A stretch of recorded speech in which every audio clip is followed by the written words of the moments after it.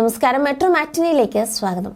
സുരേഷ് ഗോപിയുടെ ലോക്സഭാ തെരഞ്ഞെടുപ്പ് വിജയത്തിന് പിന്നാലെ സമൂഹ മാധ്യമങ്ങളിൽ സൈബർ ആക്രമണം നേരിടുകയാണ് നടി നിമിഷ സജയൻ.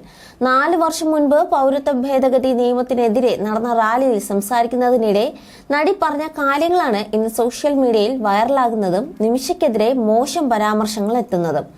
സംഭവത്തിൽ പ്രതികരിച്ചെത്തിയിരിക്കുകയാണ് നടനും സുരേഷ് ഗോപിയുടെ മകനുമായ ഗോകുൽ സുരേഷ്. ഇപ്പോൾ നടി അന്ന് അങ്ങനെ പറഞ്ഞതിലും ഇന്ന് അവർക്കെതിരെ സോഷ്യൽ മീഡിയയിൽ ഉണ്ടാക്കുന്ന സൈബർ ആക്രമണത്തിലും വ്യക്തിപരമായ വിഷമം മാത്രമേ ഉള്ളൂ.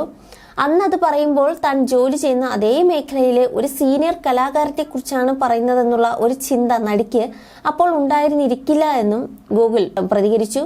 നിമിഷയുടെ പേര് പരാമർശിക്കാതെയായിരുന്നു ഗോകുൽ സംസാരിച്ചത്.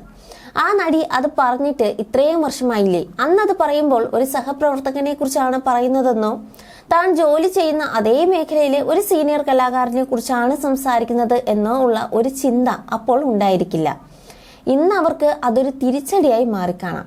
അവരെ ഇപ്പോൾ എങ്ങനെ വിഷമിപ്പിക്കുന്നതിലും എനിക്ക് വ്യക്തിപരമായ വിഷമമേ ഉള്ളൂ, അന്നവർ അത് പറഞ്ഞതിലും എനിക്ക് വ്യക്തിപരമായ വിഷമമേ ഉള്ളൂ എന്നും ഗോകുൽ പറഞ്ഞു.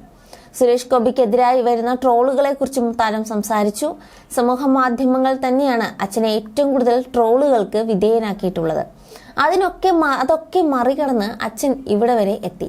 ജനങ്ങളെ സേവിക്കുക എന്നത് അച്ഛന്റെ കാഴ്ചപ്പാടാണ്. ആ നിലയ്ക്ക് കേന്ദ്രമന്ത്രി ആയാലും നല്ലത്, ആയില്ലെങ്കിലും അച്ഛനെ കൊണ്ട് എന്തെല്ലാം ചെയ്യാൻ സാധിക്കുമോ അതൊക്കെ അച്ഛൻ ചെയ്യും.